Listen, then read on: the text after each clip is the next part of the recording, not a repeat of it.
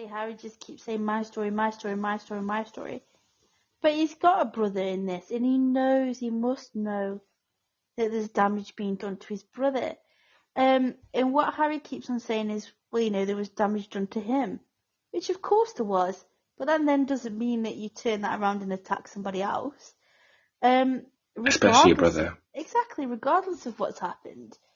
But again, this is why I think that this whole rivalry stuff is coming from him, because what he said about the funeral when they were walking behind the coffin, and I think everybody in the world has got huge sympathy for Harry and William for having to go through that. But he says, oh, I wasn't part of the conversation and William wasn't either. But then he kind of stops himself and goes, oh, but he was probably more in the conversation than I was. Well, it's like, well, either he was or he wasn't, but then that's something else that you want us to feel sorry for you for over your brother. Because you've just said that both of you weren't part of the conversation.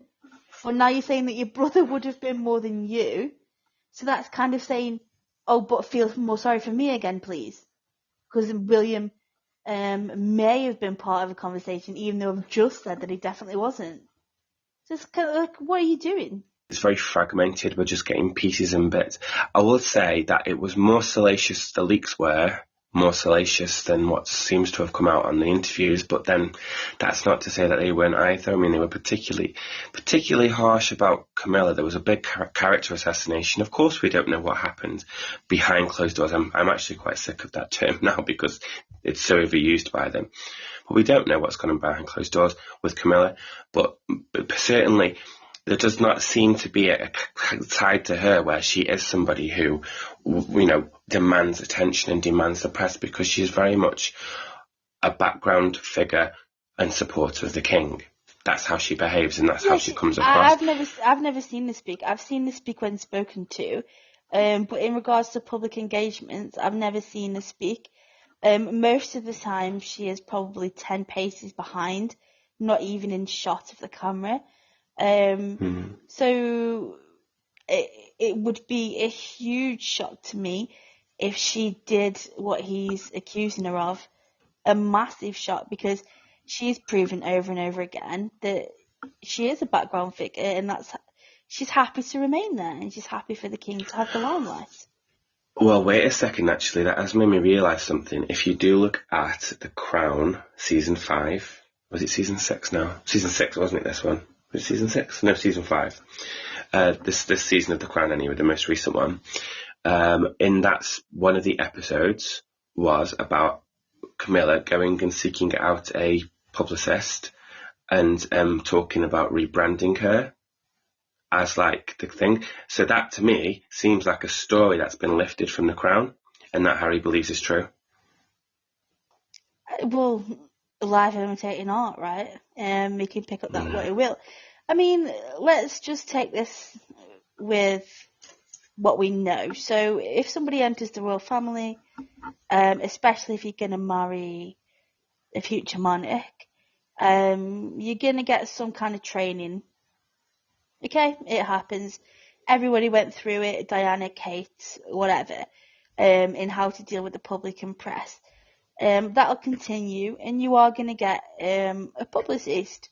What do they call them? Like the offices? Is it offices that they say? Yeah, I think they're offices, aren't they? So William's office is Charles' office, etc., etc. That'll consist of publicists, PR people, all manner of them to keep the image in check, or try to as much as possible. So if Camilla was going to enter into that, she probably would have got some kind of rebranding. She probably would have sat with a publicist and then they said, well, this is kind of how we want you to look. This is what we want you to kind of wear. Like, this is, rah, rah, rah. So that probably may have happened, but I don't think Camilla would have started that. I think that would have come from Charles's office, and Charles would have gone, look, eventually I want to marry this woman. So can we stop the press from calling her a horse face, number one? And number two, can we try and get some good press? But again, I didn't see any good press. I just saw it go away. And to be honest, if Harry and Meghan had have continued in royal life, that's what would have happened to them eventually. It would have just gone away. Because you can't keep reporting the same thing over and over, right? And that was the thing with Camilla. She got slated. The headlines were Camilla will never be queen, not our queen, we don't want her. Because everyone was so upset about Diana, and, rightly so. And then there was the whole, she looks like a horse, etc. And then it Why do you keep laughing when you say that? Can you stop? Because she kind of just, but then it just kind of faded away. And to be honest, I mean, yes, she cheated, but that was years ago. I mean, they're going to do what they want at the end of the day, and if they are people in love, then they can do whatever. But there wasn't particularly like amazing press for it. So I do think you're right. Like, that was something on the Crown, and then all of a sudden he's kind of picked up on it. But I don't believe that. I also don't believe that Kate made Meghan cry. Certainly not on purpose. I believe there was probably an argument. I believe that Kate probably got the upper hand. And I think that then what happened with Meghan's personality type is, rather than be outdone, she did the only thing that she could, which is cry about it. If that happened at all, because there were leaks from some people that worked in those stores when they were getting married and stuff, that said that Meghan was horrible, and the reason that Kate said something to Meghan was because Meghan said that Charlotte looked fat in a bridesmaid's dress. That's interesting, isn't it? Like, it makes you wonder, because that's the one thing that I will say, and I think I mentioned it before regarding Meghan, is like, did she get upset because she was being exposed for being quite a diva? I think one of the I would say so. Yeah, I think one of the issues, like William called her difficult, rude, and abrasive. That's what apparently was what triggered the epic showdown in the kitchen that's supposed to take place with the dog bowl. It's very descriptive. I don't like it when something's overly descriptive, because something from like 4 years ago, I always get suspicious when something's overly descriptive. Anyway, but it called it difficult, rude, and abrasive. Well, you don't really need to be rocket scientist to sort of see that potentially being quite true. But Harry's like, oh, well, he's only getting this information from the offices, like from the, from his press office or whatever. So, well, no, that's not necessarily the case. Let's just say people are thinking, oh, she's a bit mean, whatever. If, there's no smoke without fire. But maybe Harry could say... Do you know what's also interesting about that story? Is the fact that Harry makes a point of saying that William supposedly said Meghan doesn't need to know about this. Why would he say her specifically? Because what? He thinks that she might leak it? He thinks that she might have something to say? I mean, surely you would say that either you wouldn't say anything because you wouldn't assume that you're going to tell somebody, or you would say, like, nobody needs to know about this. But why specifically Meghan? Because obviously... Or can we keep this between us? It's like, it could just be like, look, I think it's best if we keep this between us, or something like that, something a bit more fancy. But yeah, I mean, this falls into it, which I think I was going to mention earlier, but I slightly forgot. A lot of this, when he talks about the leaking and the planting and the leaking and the planting and the leaking and the planting and the leaking... and the leaking and the planting and the leak. Sorry, that's just how many times he just goes on and on about it. And his hand gestures when he does it as well. It's almost like robotic, because he does exactly the same. Because did he ever? I don't know. He does exactly the same hand gestures. It's like he's like casting magic spells or something. Anyway, so the leaking and the planting. But anyway, so the people who seem, in my opinion, who leak and plant stories, the person who's responsible for that is Meghan. She's responsible for that. And the people that she knows. So she'll probably put out a message to somebody who will leak the story to the press. That's what she does. So she's looking at the world through that lens. She's now got Harry to look through the world through that lens as well. And so Harry's thinking that's what everyone does. And I just don't think it's the case. I don't think it's quite that tacky with the Royal Press Office. I don't think they do things like that. That's paranoia to me. I don't think they do. I don't think it's quite that low level. No. Why would they? Because at the end of the day, if Harry and Meghan look bad, I don't like calling it the institution. If Harry and Meghan look bad, the royal family look bad. Why are they going to want to have any situation where that's the case? They do not make preferential treatment. They look at the royal family as the royal family. They're making this like rivalry stuff. There might be some jokey rivalry between the offices of Harry and Charles, for example, or, Charles and William, as it may be some sort of banter kind of potential. I don't know, because I don't even think that's true either, because they're all working for the same goal, which is to make the royal family good. Does not make sense. That's the weird thing as well, and that might be something else that is picked up from the Crown, because he seems to have this rhetoric that there's a big thing about people grabbing attention from other people in the newspapers. I don't think that's true at all. I think that from a royal family point of view, any good attention for the royal family members is seen as really good. Now, one of the things that they said in the Crown, in regards to Diana, that was that she was stealing his limelight, and he had a problem with it. I do think he had a problem with it, because I think he is very, not arrogant, but proud, and he wants to be the centre of attention in regards to being king. So I do think Charles would have had a problem if Diana upstaged him, which she did on every turn, by the way. But I don't think that William would have a problem if Harry had upstaged him in a good way, not with the headlines that he, remember that orgy he had in LA and stuff like that, because that's bad press. But I don't think William would have had a problem if he upstaged him in a good way, same as Meghan, because it's all good press and it all helps keep the royal family in favour with the public. I mean, the Queen in particular was very much in favour of Diana having good press, and Charles and Diana having good press, because Diana was responsible for, especially in Australia, keeping Australia in the Commonwealth, because people loved her so much. Now, I don't think at all that William would have a problem with it, because guess what? William's hardly ever in the press, except for public engagements. Now, other than this Harry stuff coming out, I can't remember when I've seen a stray headline about William and Kate that wasn't orchestrated because they were in engagement. I can't remember the last off-the-cuff one I've seen about William and Kate. Meghan and Harry, though, because they keep spewing this, they're constantly in it. So I don't think there would have been. I don't think William would have cared, because William and Kate are extremely private. You only see them when they want to be seen, not at any other time. Harry and Meghan are completely different. Yeah, they've already proven it. Like, the second they're free, Meghan does that stupid, horrible variety spread, the Meghan moment. What is the Meghan moment? Ugh, makes me cringe, man.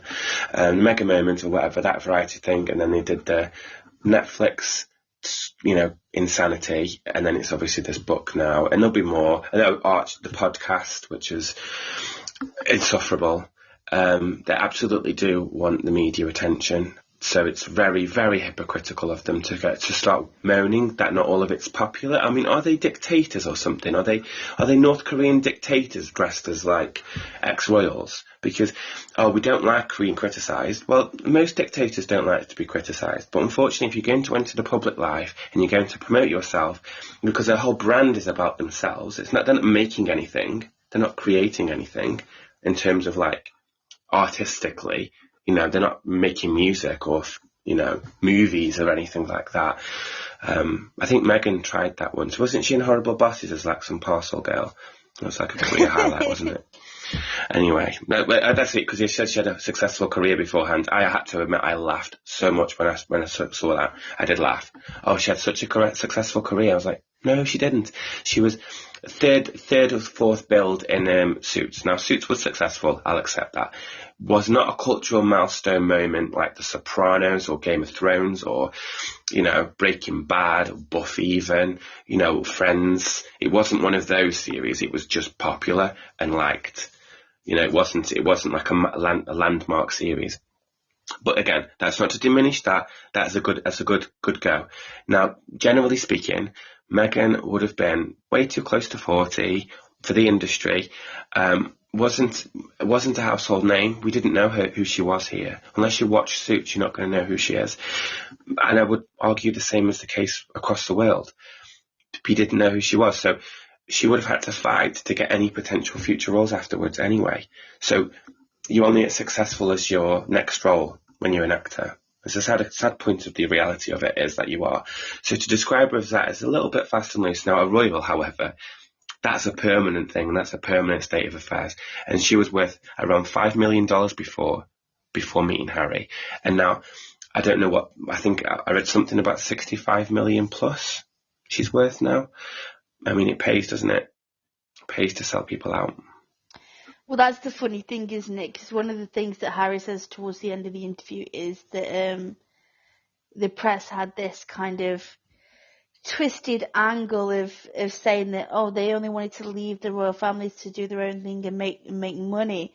And then Harry goes, that's not true at all. But the only thing he's literally done since he left is sell stories and do interviews to make money. So that press angle was 100% correct. And he's living proof of that. And this is the thing about it being hypocrites. He is doing exactly what the press accused him of doing, but for some reason he won't admit that he is. Because that, he knows that would be seen as bad. But that's exactly what he's doing. He's sold everything under the sun. He's basically sold his soul, I believe, in order to make this money and in order to do something relevant and interesting. He sold his soul, the soul he had with his family, and he is wrong to ask for reconciliation. And on the word reconciliation, that's another thing that he kind of tripped up on. He said there's been no attempt whatsoever to reconcile, but then he tells that story about his brother grabbing him several times to tell him that he loved him over and over again to try and get it through to Harry. I mean, if that's not a reconciliation, what is? And then for Harry to respond, well, they actually not just that he loved him, this was at his granddad's funeral, that he loved you, I love you, I want you to be happy, I love you. I swear on Mummy's life. Now, Harry explicitly put in the excerpt from the book that they only do that in most extreme circumstances when they really need each other, which I thought this is heartfelt. I'm hoping this is going to go in a nice direction. Only for Harry to then follow up by saying, and for the first time, I didn't believe him. It's like, I beg your pardon. So he repeated it constantly to you, and you're trying to say all of this is about facts, and you're saying that you're revealing an incredibly personal moment between you and your brother at your granddad's funeral, where even he swore on your mum's life, and then you say you don't believe him? I have not seen any justification for Harry to hate him so much, even in the brief things we've seen so far. I haven't seen anything William's supposed to have done, even the fight or whatever exchange that they had. Even if we believe Harry fully, that does not warrant that level of hatred. When your own brother tells you that they love you and want you to be happy, swearing on your mother's life who passed away, then you don't believe him. That's incredibly serious, and none of what he said in this at all justifies that vitriol. It doesn't, and this is why I think we're gonna have to read the book. The book was released early in Spain, wasn't it, and translated. And then I think a lot of the headlines have already come out, but I think it'd be worth reading just to see the nuances and see what comes before the headlines and what comes before what was read out on the interview, really, just to get some context. But I agree with you 100%. He seems very bitter. He seemed very angry. He seems very hateful towards William, where all the time and all the interviews that he's given, he's trying to make out that it's the other way. And I think if you take it at face value, you might think it's the other way, but if you've got anything about you, you'll realise that there's more to the story. There's, like I say, at least 3 sides, yours, theirs, and the truth. But I personally don't think that half of it is as bad as he's making out. I think, again, it's storms in teacups. Again, it's a lot of it's in his head or how he perceived things at the time. And again, if you're someone who's been through therapy, they should, they usually tell you that, that the way you remember it, it may have been different to how it actually was. And, they do, and they should have mentioned that, a lot of people with siblings go through the same stuff and he wasn't alone and etc., etc. But he does seem to have this hatred, and he says over and over again that he loves William. But I think the reason he says it over and over again is to try and get people back on side, because his actions say completely different to those words. And we will read the book. We're going to have to. And I'll read it because I don't think I could possibly listen to the audiobook, especially now that his accent's become meshed up. The inflections there, isn't it? God. So this happened, and then this happened. I can't stand the upward inflection. I really can't. It doesn't say British anymore, does he? He's British. I'm British. Oh goodness. So yeah, and then we'll have to fill it in, because I think as well as the headlines, it's important to know where those headlines are coming from. And then obviously we'll do another video on that when we've read about as much as we can stomach of the book. But yeah, to me, look, I do feel some sympathy towards him because of what he's been through, especially with his mother. However, I don't think he's done himself any favours with what he's done, especially in the interviews. I think he's come across as bitter. I think he's come across as jealous. I think he's come across as a bit of an idiot. Definitely a hypocrite. And I would not blame any of the royal family members if they never wanted to reconcile with him again. Yeah, I'm probably going to second that, to be honest with you. I also don't, I'm going to have a go at the audiobook. I'm going to get it anyway. It's a freebie, so why not? And I'll probably have a listen to it, see how far I can get through it. Also agree, hopefully maybe he's toned it down for the audiobook. It just sounds like Gordon Ramsay for some reason. I don't remember him sounding this much like Gordon Ramsay. But yeah, and so I would say it's just, on the whole, more disappointing. Always seems to, every time I have any listen to their story, it just comes across like, oh, not again. But yeah, well, I suppose I'll leave us with that. And then I think afterwards we're probably going to get something from Meghan, but I do really feel like the book is when it's all going to just completely evaporate. The interest is going to be quite stark, and I don't really see what more they've got to offer. Well, you'd think so, but on the back of what you just said there about Meghan, I mean, we've got a Harry book. Do you not think a Meghan one's going to come up? I do, but I do just wonder if the interest is going to be the same, because I think the interest is that we do not see what's going on in the royal family. That is like a huge sell point. What's Meghan got? We've seen her entire life basically evolve. We obviously, even to some parts where she doesn't necessarily want to tell us, we've seen them all. And whenever we do, she does sort of start revealing stuff about her own personal life. She just seems like someone who's trying to brush it under the carpet.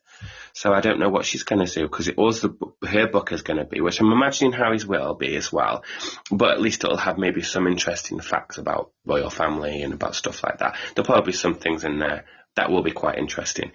Meghan, no, she'll just try to make it all about how horrible she's had it, or all of this sort of nonsense which she's tried to do, the second part of the Netflix stuff.